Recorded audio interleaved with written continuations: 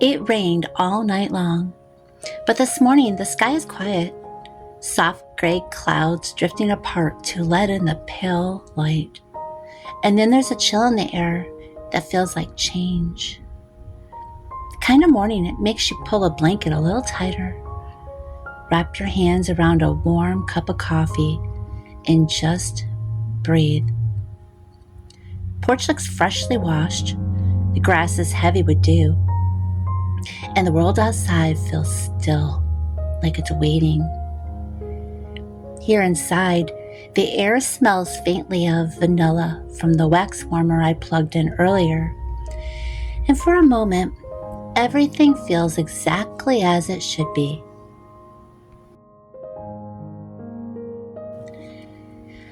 I've been doing a lot of small things lately to make this home feel that way again.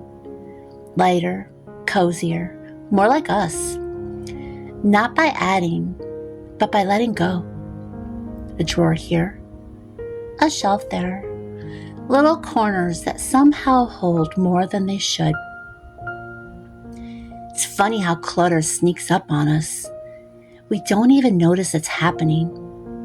A few extra things tucked away because we might need them someday. Stack of papers that we're meaning to file forever. A shelf filled with memories we haven't touched in years. But lately, I felt a gentle nudge to let go of what's just taking up space. Not only in this home, but in my heart. I don't need as much as I once thought I did. The more I release, the lighter everything feels. Each morning, I choose one small thing to tend to. A drawer, a cabinet, a corner that's been quietly asking for attention. And as I work through it, something begins to shift. It's not just the space that clears. It's the noise inside me too. There's peace and simplicity, a calmness that comes when you realize you don't have to hold on to everything to live a full life. A few days ago, while I was decluttering the laundry room, my eyes landed on an old washboard that had hung on the wall for years. I picked it up at a thrift shop a long time ago. One of those things, I just loved the look of it, but never really knew what to do with it. That day, I decided to finally give it purpose. I painted the top with a coat of white acrylic paint, stenciled the word coffee across it in black letters, and then I leaned it against our little coffee station. It turned out very simple, a bit rustic, a bit imperfect, but every time I see it, it just makes me smile. It's a reminder that beauty doesn't have to come from something new. Sometimes it just takes looking at what you already have in a brand new light. That's what this season has been teaching me. That peace isn't in the store aisles or the new trends. It's in the small, faithful work of making home with what's already here. I've been using what I have on hand to make things cozier. A soft throw draped over the couch, a candle lit on the table, an old picture frame brought back to life with fresh print. Even just opening the windows for a bit of that crisp air, it makes the whole house feel renewed. Last week, I treated myself to 2 medium-sized white pumpkins. They weren't planned, just something I spotted at the grocery store while picking up a few things. They're sitting now on the front porch step, catching the morning light. Every time I walk outside, I can't help but smile at them. Something about their quiet simplicity just feels like contentment, like gratitude that you can't touch. That's the thing about small homes. They don't need much to feel full. A few thoughtful touches, a clean countertop, the scent of something warm filling the air. It's enough. The other morning I stopped into Family Dollar. The aisles were lined with fall and Christmas decorations, glittered pumpkins, shiny garlands, twinkling lights everywhere. I admired all of it, but nothing found its way into my cart. Not because I didn't love it, but because I didn't need it. There was a time when I would have filled my basket just for the comfort of something new. But this time, I only picked up one thing: a small wax warmer and a few scented melts. And when I got home and plugged it in, it took about 15 minutes before that soft aroma of apple and pumpkin spice drifted through every corner of this little home. And standing there breathing it in, I felt that same quiet peace that I've been chasing for years. The peace that doesn't come from perfection, but from presence.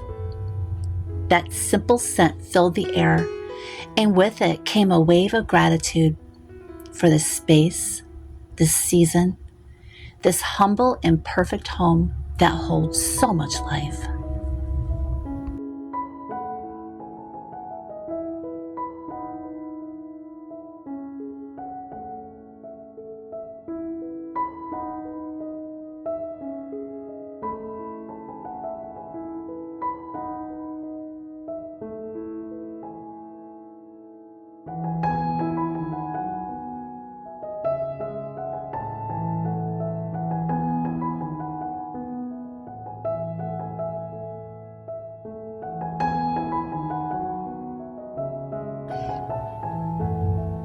I'm remembering some of the comments that were made on my last video.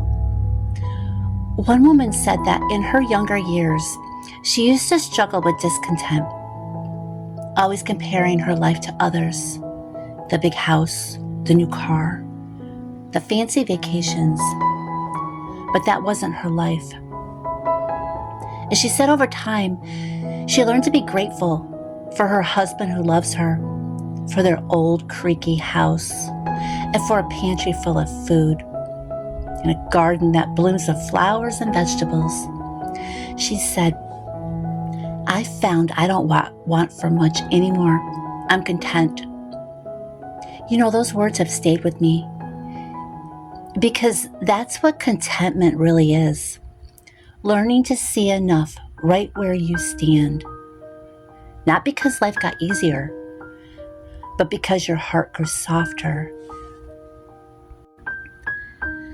Another woman wrote that her home is a small 900 square foot mill house from the 1940s with sagging floors, cracked paint, and mismatched furniture from thrift shops and dollar stores. She said it's filled with love, with fur babies, with years of happiness, and that she would not trade it for anything. I can picture her house in my mind when I read her words, the light streaming through old windows, the kind of home where the walls seem to listen when you talk. That's what home really is. It doesn't have to impress anyone to be sacred. And the truth is, peace isn't found in perfect homes. It's found in grateful ones.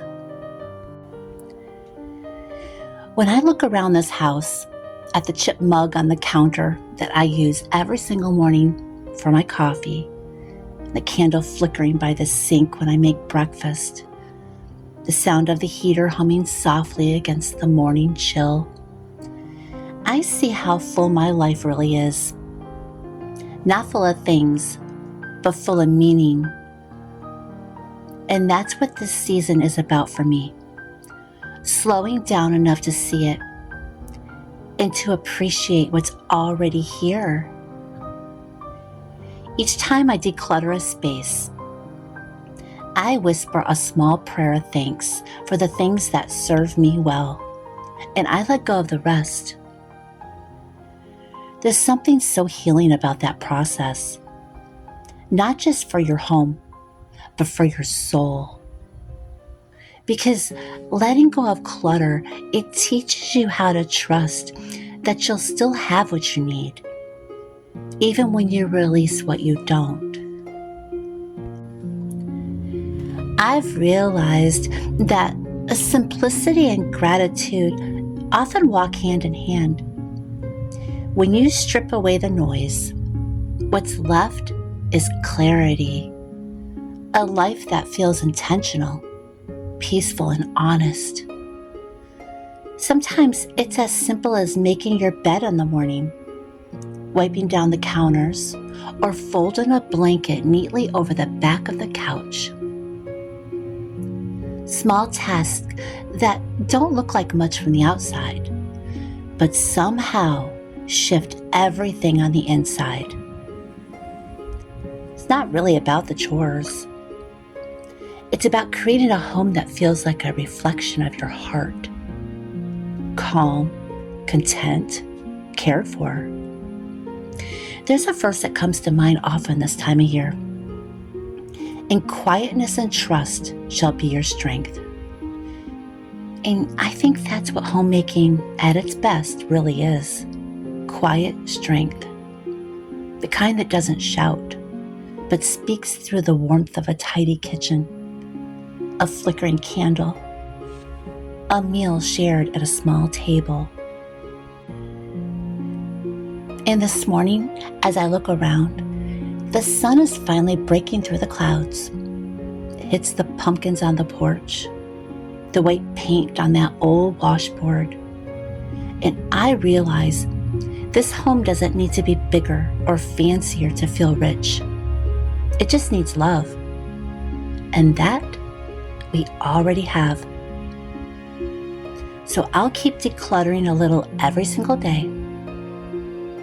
I'll keep finding ways to make this space feel softer and more personal, using what's already here.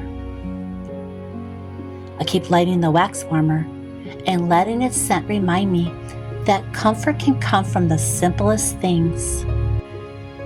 Because home isn't about square footage or decor. It's about how it feels to live inside it.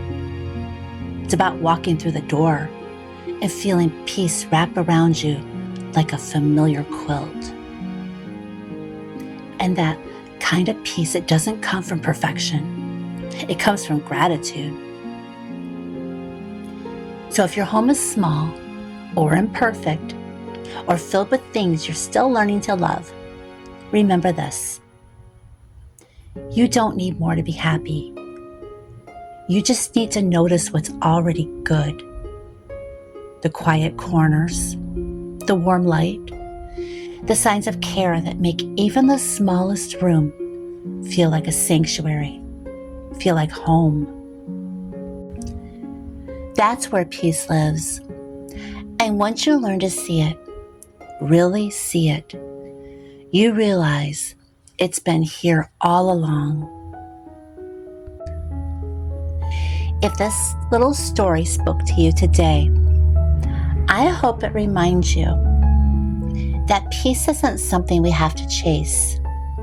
It's something we can build slowly, right where we are. Whether your home is big or small, new or old, every act of care you pour into it becomes a kind of prayer, a quiet offering that says, "Thank you for this life, just as it is."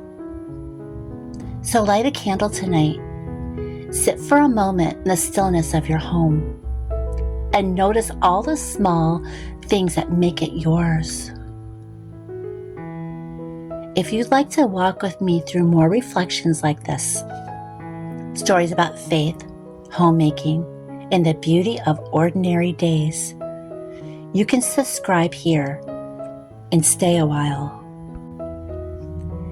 Thank you so much for being here and for listening and for finding peace with me in the simple things. Until next time, may your home be warm, your heart be light, and your soul be at rest. And I'll see you next time.